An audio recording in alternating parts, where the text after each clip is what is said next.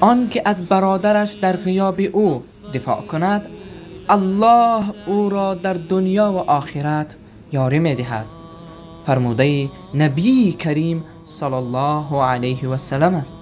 همچنین در حدیث دیگر پیامبر گرامی اسلام صلی الله علیه و سلم فرمودند و اصحاب خود فرمودند: شما اصحاب و یاران من هستید، شما شاگردان من هستید، برادران من کسانی هستند که نادیده یعنی مرا ندیدند و بر من ایمان میارند.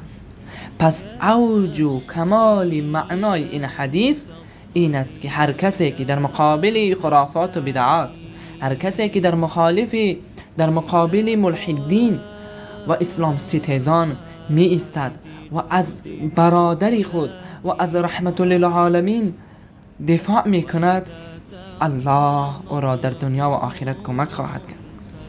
این اوج و کمال معنای این حدیث بود. و معنای دیگرش این است که هر کسی که از برادر خود دفاع کند، برادر المؤمن اخو المؤمن انما المؤمنون اخوه، هر کسی که از برادر خود دفاع کند، الله تعالی او را در دنیا و آخرت کمک می نماید. امیدوارم که به این گفته پیامبر گرامی اسلام صلی الله علیه و سلم عمل کننده باشیم. الله متعال برای هر یک ما و شما توفیق عمل نصیب بفرماید.